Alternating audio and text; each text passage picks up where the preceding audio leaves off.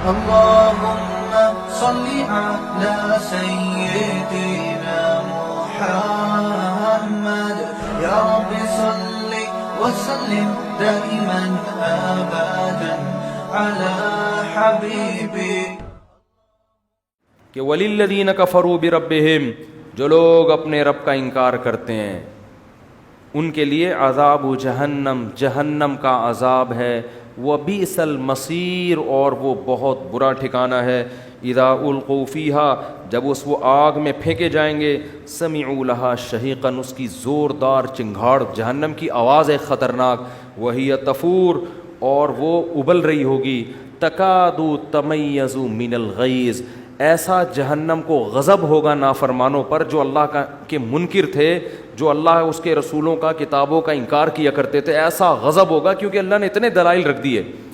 تکاد تمیز من الغیظ، یہ بھی بلاغت ہے قرآن کی، ایسا لگے گا جیسے غصے سے یہ جہنم پھٹ جائے گی، ایسا لگے گا جیسے بھٹی میں آپ دیکھتے ہیں نا جب لوہا ڈالا جاتا ہے تو ایسا لگتا ہے یہ بھٹی کس کی حالت، کس کنڈیشن میں ہے، غیظ و غضب میں. تو اللہ فرماتے ہیں جہنم کی ایسی کنڈیشن ہوگی، ایسا لگے گا جیسے یہ غصے میں پھٹ جائے گی غیظ و غضب سے. فرمایا کلما القی فیہا فوج سألہم خزنتہا، جب بھی کوئی جماعت اس آگ میں ڈالی جائے گی تو جہنم کے جو داروغہ ہیں وہ ان سے پوچھیں گے الم یاتکم نذیر، کیا تمہیں اس آگ سے کسی نے ڈرایا نہیں تھا؟ قالوا، وہ جواب میں کہیں گے بلا، کیوں نہیں. وہ یاد آئے گا ان کو، ہم نے بہت سے کچھ سنا تھا، کبھی یوٹیوب پہ ایک ویڈیو آ گئی تھی اس میں تھا کہ بھئی جہنم کی آگ ہے، آیتیں پڑھی جا رہی تھی، کبھی تراویح میں ہمیں کہیں سے خبر مل گئی تھی آیتیں پڑھی جا رہی تھی، کبھی یہاں، یعنی یہ خبریں تو دنیا میں پھیلتی ہیں نا. بعض کو پیغمبر نے براہ راست سمجھایا تھا تو وہ کہیں گے بلا قد جاءنا نذیر، کیوں نہیں، نذیر ڈرانے والا آیا تھا. فکذبنا، ہم نے اس کا انکار کر دیا. وقلنا ما نزل اللہ من شیء، ہم نے کہا اللہ نے آسمان سے کچھ بھی نازل نہیں کیا، یہ مولویوں کی باتیں ہیں. وقالوا لو كنا نسمع، وہ کہنے لگے کاش ہم سن لیتے ان کی بات، او نعقل، یا عقل سے خود ہی کام لے لیتے. بعض دفعہ انسان کا کہ علم میں اضافہ ہوتا ہے کوئی بات سن کے، بعض دفعہ اضافہ ہوتا ہے خود ہی کھوپڑی استعمال کر کے. خود ہی کھوپڑی استعمال کر لیتے تو بھی ہمیں یقین آ جاتا کہ آخرت ہے. کیوں؟ دیکھو ایک ٹیکنیکل بات کرتا ہوں میں. اکثر یہ ایتھیس اور منکرین خدا یہ دعویٰ یہ کرتے ہیں کہ یار یہ خدا ایسا ظالم کیسے ہو سکتا ہے کہ لوگوں کو، نافرمانوں کو پکڑ میں آگ میں ڈال دے، یہ کیسے ہو سکتا ہے؟ یہ سمجھ میں آنے والی بات نہیں ہے. تو جب بھی کوئی باطل آدمی اعتراض کیا کرے نا تو اس کے اعتراض کا جواب دینے کے بجائے اس پر اعتراض کر دیا کرو. یہ اصول یاد رکھو، کیونکہ باطل کیا کر رہا ہوتا ہے کہ اس پر جو اس سے بڑا اعتراض ہوتا ہے نا اس کو ٹھنڈے پیٹوں پی جاتا ہے، اور جو چھوٹا اعتراض ہو رہا ہوتا ہے وہ آپ پہ کر رہا ہوتا ہے. نہیں آئی بات سمجھ میں؟ تو اس کو یہ کہا کرو کہ ٹھیک ہے ہم فرض کر لیتے ہیں کہ یہ تو بہت سخت عذاب ہے آگ کا، اور اللہ اس میں جو نافرمانوں کو ڈالے گا یہ سمجھ میں آنے والی بات نہیں ہے، اللہ ایسا ظالم کیسے ہو سکتا ہے. اس بیس پہ فرض کرو ہم نے آخرت کا انکار کر دیا، نہیں ہوگا کچھ بھی، مر کے ہم مٹی ہو کے کیا ہو جاتے ہیں، ختم. یہ اللہ پہ اس سے بڑا اعتراض ہے، ٹھیک ہے نا. کیونکہ دنیا میں اتنے بڑے بڑے جرائم ہو رہے ہیں، اتنے بڑے بڑے جرائم ہو رہے ہیں کہ اگر آخرت، کیونکہ دیکھو آخرت اگر ہے تو پھر اس میں جہنم کا عذاب ہے، کوئی اور تو کسی کتاب میں ملتا ہی نہیں ہے نا اس کا تذکرہ. یہ تو یہودی، عیسائی اور مسلمان کہتے ہیں کہ آخرت ہے، اور تینوں متفق ہیں کہ وہ عذاب اس میں کیا ہوگا، آگ کا عذاب ہوگا. باقی تو کسی مذہب کے ایسے اس میں تو دعووں میں کلیئرٹی ہے ہی نہیں نا باقی مذہب کے. تو یا تو آخرت ہے یا نہیں ہے، تو پھر یہی ہے. اور اگر اس کی بیس پر آخرت کا انکار کرتے ہو تو پھر اللہ پر اس سے بڑا اعتراض ہوگا کہ دنیا میں ہزاروں بچوں کے قاتل بھی گزرے ہیں. دنیا میں آج بھی ہم دیکھتے ہیں ایسے لوگوں کو، میں جانتا ہوں جنہوں نے اپنے باپ کو قتل کیا، اپنی ماں کو قتل کیا چند ٹکوں کی لالچ میں، اپنی دادی کو قتل کیا، اپنے دادا کو قتل کیا، بچوں کے کو ذبح کیا. ایک دفعہ میں کراچی میں کہیں کھڑا ہوا تھا، ایک عورت چیخنے لگی، ایسا چیخ کے بھاگ رہی ہے، لوگ بھی بھاگ رہے ہیں. میں نے کہا کیا ہوا؟ کہتے ہیں کچھ اس کی گود میں بچہ تھا کوئی اغوا کرنے والے لڑکے جو بچوں کو بیچتے ہیں, انہوں نے اس کی گود سے بچہ چھین کے بھاگ گئے. یار اس ماں پہ کیا گزر رہی ہوگی آپ سوچو, اس قدر ترس آئے. وہ بیچاری یہ جھونپڑیوں والی عورتیں نہیں ہوتی, غریب ماسیاں جو ہوتی ہیں, وہ بیچاری کہیں بازار میں جا رہی تھی, اس کی گود سے 2 لڑکوں نے بچہ چھینا ہے اور بائک پہ فرار ہو گئے. نہیں پکڑے گئے وہ, بچہ مر جائے ماں کو تھوڑے دنوں میں تسلی ہو جاتی ہے. گود سے بچہ چھین کے جب آپ اس پہ ظلم کرتے ہو اور بھاگ جاتے ہو چند ٹکوں کی لالچ میں, یار اس بچے کو کہاں لے جا کے تم بھیجو گے, کیا بھکاری بناؤ گے, کیا کرو گے, تم دیکھتے نہیں اس کے کلیجے پہ آرے چل رہے ہیں. اس کا مطلب تو یہ ہوا اگر آخرت نہیں ہے تو ایسے ظالم بھی مر کے ختم, اور جنہوں نے بڑی بڑی قربانیاں دیں, بالکل ایمانداری کے ساتھ زندگی گزاری, کسی کے ساتھ ظلم نہیں کیا, وہ بھی مٹی ہو کے ختم. تو اللہ کے ہاں تو پھر بہت بڑی دھاندلی ہے. تبھی تو قرآن کہتا ہے ام نجعل المتقین کالفجار, تم پاگل ہو گئے ہو, کیسی باتیں کر رہے ہو کہ آخرت نہیں ہے. مطلب یہ کہ جو خدا کے خوف سے اچھی زندگی گزارتا ہے اور جو ظالم ہے بری زندگی گزارتا ہے, تم سمجھتے ہو کہ میں دونوں کو مار کے ختم کر کے ایک جیسا کر دوں گا. ما لکم, تمہیں ہو کیا گیا ہے. قرآن کے الفاظ دیکھو, مجھ پر اتنا بڑا الزام لگا رہے ہو. تو جو یہ اعتراض کیا کرے نا اللہ آگ میں کیسے ڈالے گا, یہ اس سے پتہ چلتا ہے آخرت نہیں ہے. اس سے کیا, اس سے بڑا الزام اللہ پہ یہ ہوتا ہے کہ وہ سب کو برابر. دنیا میں تھوڑی سزا ملتی ہے, دنیا میں تو چور ڈاکو صدر بن جاتے ہیں. حقیقت ہے یہ, دنیا میں تو ایسا بھی کیس ہمارے سامنے آیا کہ ایک لڑکی نے گھر سے بھاگ کے شادی کی اور کیس باپ پہ ڈال کے, بیہودہ کیس کہ یہ مجھے یعنی غلط نظروں سے دیکھتا تھا, حالانکہ باپ پاک دامن تھا, اندر کس کو کر دیا, باپ. اس باپ پہ کیا قیامت گزرے گی یار, کہ ایک تو میری عزت کا جنازہ نکالا اور اوپر سے مجھے پہ الزام ڈال کے. جس باپ نے بچیوں کو گودوں میں پالا ہو, کتنی محبت دیتا ہے باپ. دنیا میں ایسے ایسے مظالم ہو رہے ہیں کیا انسان کانوں کو ہاتھ لگائے, اور ان ظالموں کو دنیا میں سزا نہیں ملتی. اکثر بے گناہ لوگ سزا میں پستے ہیں, پھانسی کے پھندوں پہ چڑھ جاتے ہیں بے گناہ. جو قتل کرنے والا ہوتا ہے وہ کھلے عام گھوم رہا ہوتا ہے. تو بھائی دنیا میں تو ایسا ممکن ہے. اللہ کہتے ہیں کیا میرے بارے میں بھی تم نے یہ گمان کر لیا ہے, ما لکم, تمہیں کیا ہو گیا ہے, کیف تحکمون, کیسے فیصلے کر رہے ہو تم میرے بارے میں, کہ پرہیزگاروں کو, اچھوں کو, بروں کو مار کے ختم کر کے برابر, یہ نہیں ہو سکتا. تو جو یہ کہا کرے نا کہ آگ سمجھ میں نہیں آتی, اس سے کہیں ہماری سمجھ میں یہ نہیں آتا کہ کوئی بھی سزا نہیں ملے گی. اگر آگ نہیں ہے تو پھر آپ بتاؤ کیا سزا ہے, صحیح ہے نا. تو اس سے پتہ چلتا ہے کہ اگرچہ ہماری سمجھ میں آگ کی سزا نہیں آتی, لیکن بھائی ہماری سوچ اور ہماری سمجھ وہ اس قابل نہیں ہے کہ ہم اللہ سے آگے نکلنے کی کوشش کریں. علماء کہتے ہیں جہنم اللہ کے غضب کا اظہار ہے.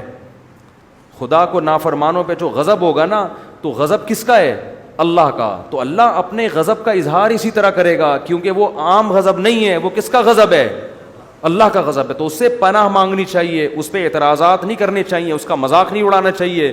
اس سے عقل مند لوگ پناہ مانگتے ہیں کہ اللہ ہمیں ایسے کاموں سے بچا جس کی وجہ سے جہنم کی آگ حلال ہوتی ہے, اسے پناہ مانگو اس سے. تو قرآن کیا کہہ رہا ہے, تکاد تمیز من الغیظ, قریب ہے کہ وہ غیظ و غضب سے پھٹ پڑے. اور جب بھی ان کے پاس کوئی جو لشکر ڈالا جائے گا تو جہنم کے داروغہ پوچھیں گے کیا ڈرانے والا نہیں آئے گا, آیا. وہ کہتے ہیں کاش ہم سن لیتے یا عقل سے کام لیتے. عقل کا مطلب سمجھ میں آیا نا, کہ کیسے ہو سکتا ہے کہ اللہ کوئی سزا ہی نہ دے کسی کو, کاش ہم عقل سے کام لیتے. ما کننا فی اصحاب السعیر, تو آج اس بھڑکتی ہوئی آگ میں داخل نہ ہوتے. فاعترفوا بذنبہم, اللہ فرماتے ہیں دیکھو آج اپنے جرم کا انہوں نے اقرار کر لی. یہ دنیا میں کر لیتے تو فائدہ ہوتا. ان الذین یخشون ربہم بالغیب, لیکن فرمایا وہ لوگ جو اپنے رب کو بغیر دیکھے ڈرتے ہیں. ایتھیس کا سب سے بڑا اعتراض یہ ہوتا ہے کہ خدا نظر کیوں نہیں آتا, وہ آ کے بتاتا کیوں نہیں ہے کہ میں ہوں, وہ خاموش کیوں بیٹھا ہے. وہ خاموش نہیں بیٹھا, وہ خاموش بیٹھا ہوتا تو اتنی باتیں بولو نہ کر رہا ہوتا. وہ خاموش نہیں, ہاں نظر نہیں آئے گا وہ, کیونکہ نظر آتا تو اسے بتانے کی, باتیں کرنے کی ضرورت, بولتے کیوں نہیں, پھر ضرورت تھوڑی تھی, پھر نہ پیغمبروں کو بھیجنے کی ضرورت, پھر نہ کتابیں نازل کرنے کی ضرورت. اس کو کیا ضرورت تھی یہ سب چیزیں کرنے کی بھائی, کیونکہ جب وہ نظر آ جاتا تو حجت تمام ہو جاتی. آزمائش پھر سوچنے کا موقع تھوڑی ملتا. نظر نہ آنے کا فائدہ ہے, اللہ سوچنے کا موقع دے رہا ہے کہ جب سمجھ میں آ جائے توبہ کر لینا, توبہ قبول کر لوں گا. جب اللہ ایسی بڑی نشانی دکھاتا ہے تو پھر سوچنے کا موقع نہیں دیتا. دیکھو قوم سمود حضرت صالح علیہ السلام سے کہتی تھی کہ آپ بڑی نشانی دکھاؤ, معجزہ. وہ کہتے تھے دیکھو میں اللہ کا پیغمبر ہوں, یہ نشانی ہے, میری دعوت دیکھو, میں اس پہ تم سے کوئی پیسے نہیں مانگ رہا, تو بس اتنا کافی ہے, میری دعوت صحیح ہے, غلط بات نہیں کر رہا میں. کہہ رہے نہیں, آپ کو اللہ نے بھیجا ہے, کوئی نشانی دکھاؤ. تو انہوں نے کہا دیکھو جب اللہ نشانی دکھائے گا نا تو تمہیں مہلت نہیں دے گا, اور پھر اس نشانی کے آداب بھی بہت ہوں گے. انہوں نے کہا نہیں نشانی. انہوں نے کہا اچھا کیا نشانی؟ اب دیکھو کیسے عجیب سا مطالبہ کیا بیہودہ, اس پہاڑی سے اونٹنی نکال دو. بھائی جو منہ میں آیا بک دیا. عجیب سی بات ہے نا کہ پہاڑی سے کیا نکالو؟ اونٹنی. یہ ان کا خیال تھا یہ تو ممکن ہی نہیں ہے. پیغمبر نے اللہ سے کہا اللہ اس پہاڑی سے کیا نکال دے, بیہودہ اعتراض ہے, بیہودہ بات ہے, نکال دے. اللہ نے کہا ٹھیک ہے نکال دیتا ہوں میں, لیکن جب یہ اتنی بڑی نشانی دیکھیں گے نا پہاڑی سے اونٹنی بھی, تو پھر اس اونٹنی کے آداب بہت ہوں گے. ابھی تک تو آپ دعوت دے رہے ہیں, جو مان رہا ہے ٹھیک ہے, نہیں مان رہا کوئی آسمانی آفت نہیں آ رہی ہے, آخرت کے لیے میں نے چھوڑا ہوا ہے, مہلت دی ہوئی ہے, لمبی لمبی عمریں ہیں, سوچو جس ٹائم بھی خیال آ گیا توبہ کر لوں گا. لیکن جب یہ اونٹنی میں نکالوں گا تو پھر اس کے آداب ہوں گے. کیا؟ فَذَرُوهَا تَأْكُلْ فِي أَرْضِ اللَّهِ, جس دن یہ پانی پیے گی کسی دوسرے جانور کو پانی پینے کی اجازت نہیں. جب یہ گھاس کھائے گی اس کو چھیڑنے کی اجازت نہیں. اب صبر کرو گے, یہ اللہ کی اونٹنی ہے, تم نے خود اپنی آنکھوں سے دیکھی ہے. تو جب اللہ کی اونٹنی ہے تو پھر اس کے جو رہن سہن اور اس کے جو پروٹوکول ہوگا وہ بھی بڑا ہوگا اس کا, وہ چھوٹا موٹا پروٹوکول نہیں ہے. اب کیا ہے, وہ اونٹنی اتنا پانی پی لیتی تھی, ان کے لیے جانوروں کے لیے پانی نہیں بچتا تھا. بھائی انہوں نے کہا یار یہ ایک نئی ٹینشن. تو اللہ جب بڑی نشانی دکھاتا ہے نا تو پھر یہ چیزیں بھی ساتھ میں آتی ہیں. بڑی نشانی دکھاتا ہے تو ان لوگوں نے, شرارتی لوگوں نے کیا کہا, بھائی اس اونٹنی کو قتل کرو, اس کی وجہ سے ہمارے جانور کا نقصان ہو رہا ہے. پیغمبر نے کہہ دیا کہ اس کو کچھ کہا نہ تو پھر فوراً عذاب آئے گا. لیکن وہی شرارتی لوگ اکٹھے ہوئے, اونٹنی کو قتل کیا. تو اللہ نے پیغمبر کو وحی کی کہ ان کو بتا دیں کہ 3 ایام, 3 دن بس انتظار کرو, کھاؤ پیو موج مستی, 3 دن کے بعد خدا تمہیں نہیں چھوڑے گا. اور حضرت صالح علیہ السلام سے کہا جو ایمان لانے والے لوگ ہیں ان کو لے کے نکل جائیں. 3 دن کے بعد گہرے بادل آئے. حضرت صالح نے کہا کہ عذاب آ رہا ہے. انہوں نے کہا عذاب نہیں ہے تو بارشیں ہوں گی. فرمایا نا نا نا نا, بل ہوا مستعجلتم بہ ریح فیہا عذاب علیم, یہ وہ عذاب ہے جس میں جلدی مچا رہے تھے. تدمر کل شیء بامر ربہا, قرآن کہتا ہے 7 دن 8 راتیں ایسی ہوا چلی ہے سر جس میں ایک آواز ہوتی ہے نا خطرناک, اور اس ہوا نے ان کو اٹھا کے ایسے, کیونکہ کھجور کے تنوں جیسے تو کمبختوں کے قد تھے, اور کہتے تھے من اشد منا قوہ, ہم سے زیادہ پاورفل کوئی بھی نہیں ہے, سب سے طاقتور ہم ہیں. تو اللہ کہتے ہیں ہوا سے مارا. علماء اس میں حکمت بیان کرتے ہیں, ہوا نے نا اٹھا کے پٹخائے ان کو. علماء کہتے ہیں کسی قوم پہ ایسا ہوا کا عذاب نہیں آیا, پانی سے غرق کیا فرعون کو, کسی قوم پہ پتھر برسے, یہ ہوا کیوں؟ اصل میں ہوا بہت ہلکی چیز ہے اور ان کے دعوے تھے بہت بھاری ہونے کے. تو اللہ نے کہا میں سب سے ہلکی چیز سے تمہیں ماروں گا, میں سب سے ہلکی چیز سے تمہیں پٹخوں گا میں. تو سب سے ہلکی چیز ہوا ہے. تو ہوا 7 دن 8 راتیں چلی ہے اور ایسے اٹھا کے پٹخائے ان کو. قرآن کہتا ہے کأنہم اعجاز نخل خاویہ, کھجور کے تنے جیسے فصلیں کٹی ہوئی پڑی ہوتی ہے نا, ایسے 7-8 ایک ہفتے کے بعد ان کی یہ حالت تھی. فہل تری لہم من باقیہ, اللہ فرماتے بتاؤ ایک بھی ان میں سے تمہیں زندہ نظر آیا کیا؟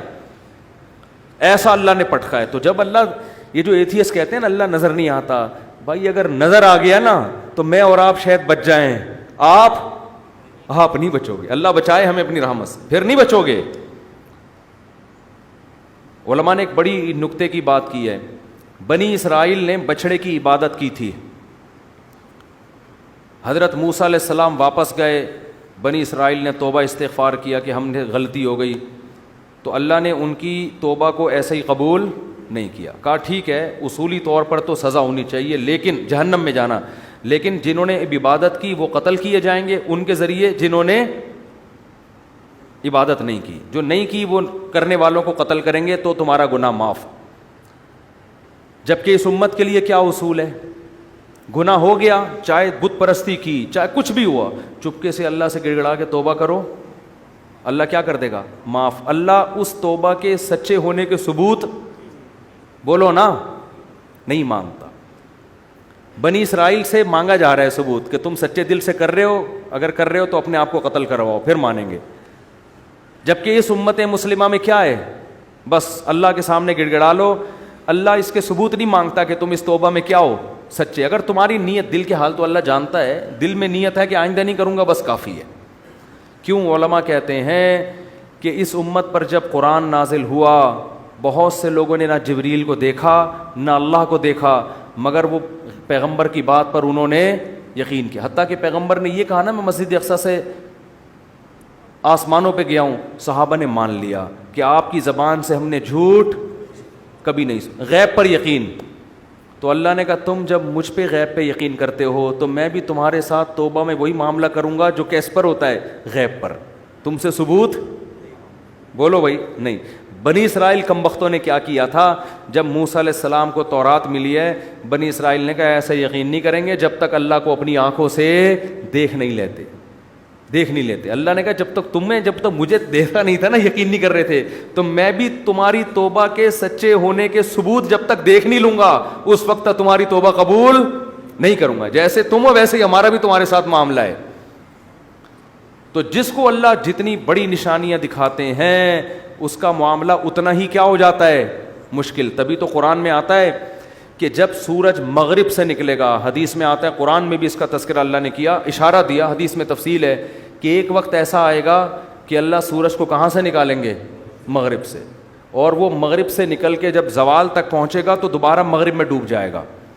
اب یہ بات اسلام کے علاوہ کوئی بھی نہیں کرتا. تو جب دنیا میں یہ نشانی ظاہر ہوگی تو اسلام کی حقانیت کا ایک بہت بڑا ثبوت دنیا کے پاس آ جائے گا، کیونکہ سائنس کی دنیا میں اس بات کا امکان 1% بھی نہیں ہے. کیونکہ سورج کا مغرب سے نکلنے کا مطلب کیا ہوا کہ زمین الٹی گھومے گی، اور سائنسدان کہتے ہیں الٹی گھومنا تو دور کی بات، زمین کی اسپیڈ میں تھوڑا سا فرق آ جائے نا تو ہم سارے جیسے ایک لٹو پہ گھوم رہا ہو اور وہ گاڑی میں اسپیڈ سے جا رہے ہوں اور بریک لگ جائے تو سارے کھڑکیوں سے باہر ہوں گے کہ نہیں ہوں گے؟ ہے بھائی. کار کی اتنی اسپیڈ نہیں ہے جتنی کس کی ہے؟ زمین کی. زمین اتنی اسپیڈ سے گھوم رہی ہے، یہ رک گئی تو ایسا نہیں ہوگا کہ ہم آرام سے یہاں بیٹھے رہیں. آپ سب اپنے سسرال پہنچ چکے ہوں گے اس میں یعنی ایسی جگہ جا چکے ہوں گے جہاں آپ کبھی بھی جانا نہیں جانتے. سالوں سے گلے مل رہے ہوں گے، آپ سسر کے پاس آ کے بیٹھے ہوئے ہوں گے آپ. یعنی ایسی ایسی جگہ آپ کو زمین پہنچا دے گی جہاں آپ کبھی بھی جانا نہیں چاہتے. اور الٹا گھومنا شروع ہو جائے پھر تو بالکل ناممکن. لیکن اللہ کو ہر چیز کی قدرت ہے. حدیث میں آتا ہے سورج کہاں سے نکلے گا، لیکن یہ اتنی بڑی اسلام کی حقانیت کی نشانی دنیا اپنی آنکھوں سے دیکھے گی کہ اس کے بعد اسلام ماننے کے علاوہ کوئی آپشن، کوئی چارہ نہیں ہوگا. لیکن قرآن کیا کہہ رہا ہے؟ توبہ کا دروازہ بند کروں گا میں اس وقت لم تکن آمنت من قبل او کسبت فی ایمانها خیرا یوم یاتی بعض آیات ربک. وہ کیا ہے آیت یار؟ یوم یاتی بعض آیات ربک لا ينفع نفسا ایمانها لم تکن آمنت من قبل او کسبت فی ایمانها خیرا. اللہ کہتے ہیں اس وقت کوئی کافر مسلمان ہوگا تو اس کا اسلام قبول نہیں، اور کوئی گنہگار مسلمان توبہ کرے گا تو اس کی توبہ قبول نہیں ہوگی. سمجھ میں آ رہی ہے بات کہ نہیں آ رہی؟ تو اس لیے غیب پہ معاملہ لکھا ہے. یہی دیکھو، اونٹ کو دیکھو، شہد کی مکھی کو دیکھو، سورج کا نکلنا دیکھو، چاند کو دیکھو. للشمس ينبغي لها ان تدرك القمر. اللہ کہتے ہیں ہر ایک کو ایسے دائروں میں تیرا دیا میں نے، نہ چاند سورج سے ٹکراتا ہے اور نہ سورج چاند سے ٹکراتا. کل فی فلک یسبحون. اتنے بڑے بڑے اجرام ایک مخصوص دائروں کے اندر لٹو کی طرح گھوم رہے ہیں، یہ آٹومیٹیکلی خود بخود نہیں ہو سکتا. یمسک السماوات والارض ان تزولا, اللہ ہے جس نے آسمانوں اور زمینوں کو تھاما ہوا ہے کہ اپنی جگہ سے ڈاما ڈول نہ ہو جائیں. وَلَئِن زَالَتَا, ذرا سا ان کا بیلنس آؤٹ ہوگا, اللہ کہتے ہیں یہ جاپان کے سائنسدان اس کو بیلنس پہ نہیں لے کر آئیں گے. تو کیڑے مکوڑوں کی طرح یہ خلائی سیارے تھے جو تھوڑا سا نیچے سے جس نے چھلانگ لگائی ہے نا, ٹھیک, تھوڑا سا نیچے سے, یہ مجھے وہ لطیفہ بچپن کا بہت یاد آتا ہے, تھوڑا سا نیچے. دوبارہ سنا دوں, کل سنایا تھا, نئے لوگ بھی آ گئے. تو 3 آدمی, ایک امریکی, بس یہ اس کے بعد بیان ختم ہو رہا ہے نا, نئے نئے لوگ بھی آتے ہیں. ایک بھی نیا ہو نا, ایک بندہ بھی نیا ہو تو یہ لطیفہ اس قابل ہے کہ اس کی رعایت میں اس کو سنایا جائے, ٹھیک ہے. پاکستانیوں کی ریسرچ کا پتہ چلتا ہے. تو 3 آدمی بیٹھے ہوئے تھے, ایک امریکی, ایک جاپانی اور ایک پاکستانی. امریکی نے چھوڑی تو نہیں, وہ تو کسی حد تک صحیح ہے کہ ہمارے جو ہوائی جہاز ہیں بالکل آسمان سے چپک کے چلتے ہیں. انہوں نے کہا بالکل آسمان سے, اس نے کہا نہیں تھوڑا سا نیچے. جاپانی نے کہا ہماری جو آبدوزیں ہیں سمندر کی زمین سے چپک کے چلتی ہیں. انہوں نے کہا بالکل چپک کے, کہا نہیں تھوڑا سا اوپر.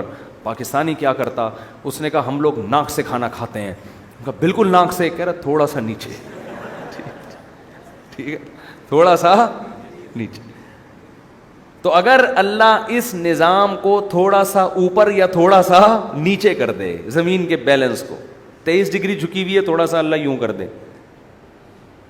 یا جس مدار پہ کوئی اسپیڈ کم ہو جائے تھوڑی, یا اسپیڈ زیادہ ہو جائے, تو اللہ فرماتے ہیں ان امسکہما من احد من بعدی, خدا کے علاوہ کوئی بھی ان کو اپنے مدار پہ نہیں لا سکتا.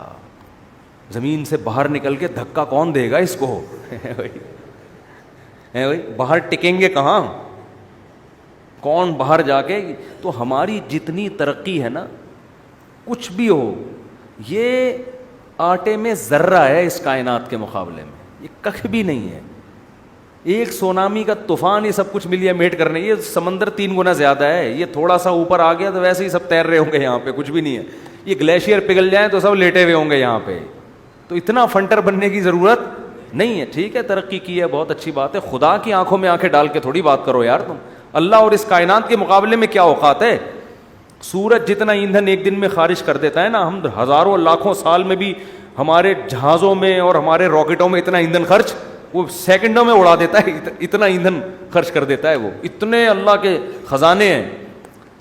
اور جل رہا ہے کیسا, تکے کی طرح ہمیں پکا رہا ہے سورج جو ہے, جلا ہوا ہے, اور صبح صبح اٹھتا ہے اور ایسے تپاتا ہوا سب کو نکل جاتا ہے. کوئی کمی اس میں نہیں ہو رہی. اور اللہ میاں نے بھی زمین کو نا, جیسے تکا نہیں, ہم ادھر سے اب تھوڑا سا یوں تکے کو ایسے پکاتے ہیں نا, تو اللہ بھی زمین کو ایسا ہی. ابھی یہاں رات ہو رہی ہے, امریکہ میں کیا ہو رہا ہے, دن. تو یہ بالکل ایسے تکے کی بوٹی کی طرح زمین کو اللہ یوں کرتے, کیا کرتے ہیں, گھماتے. چلو بھائی اب ادھر والے تھوڑا سا انجوائے کریں سورج کو, وہاں والے سو جائیں, اب تھوڑا سا ادھر والے انجوائے کریں. اب ناروے والے پریشان تھے, وہ تو کنارے پر ہیں, تو اللہ نے ان کو کسی اور طرح سے گھما دیا کہ تم نے 6 مہینے دن کے مزے لیے ہیں, اب 6 مہینے اندھیروں کے مزے لو. اور ادھر والے روشنی میں آ جائیں گے 6 مہینے کے لیے جب ادھر اندھیرا ہوگا, اور جب ادھر روشنی ہوگی 6 مہینے کے لیے ادھر کیا ہو جائے گا. ہر لحاظ سے زمین کو نا بڑے طریقے سے سورج کے گرد بالکل جیسے تکا پکانے والا, سوراب گوٹ کی بوٹیاں پکانے والا نہیں, ادھر سے, اور مرغیاں جیسے انڈے کو سہ رہی ہوتی ہیں ادھر سے, اب تھوڑا سا ادھر سے اور چوزا نکل آتا ہے. تو یہ بھائی خود بخود کوئی بھی سسٹم نہیں ہے. ذالک تقدیر العزیز العلیم. قرآن کہتا ہے زبردست غالب بادشاہ ہے جس کو ہر چیز پر قدرت ہے, العلیم جس کے پاس علم بھی ہے کہ کس وقت کس کو کہاں سے تپانا ہے. ٹھیک ہے نا, کدھر سے گرم کرنا ہے, کدھر لائٹ پڑنی چاہیے, کدھر اندھیرا ہونا چاہیے, کدھر گرمی ہونی چاہیے, کدھر سردی ہونی چاہیے, پورا سسٹم ہے یہ. تو اس کے بعد بھی کوئی خدا کا انکار کرے گا اور خدا کی مان کے نہیں چلے گا, تو اللہ کو یہ حق بنتا ہے کہ اس پہ غصہ کرے اور اپنے غضب کے اظہار میں اس کو جہنم کی آگ میں ڈال دے. اللہ ہم سب کو اس آگ سے محفوظ رکھے. مفتی طارق مسعود صاحب کے بیانات سننے کے لیے youtube.com/مفتی طارق مسعود کو سبسکرائب کریں, اور اگر آپ لائیو ویڈیو کو کبھی بھی مس نہیں کرنا چاہتے ہیں تو سبسکرائب کرنے کے بعد بیل آئیکن پہ کلک کرنا مت بھولیں. جزاک اللہ.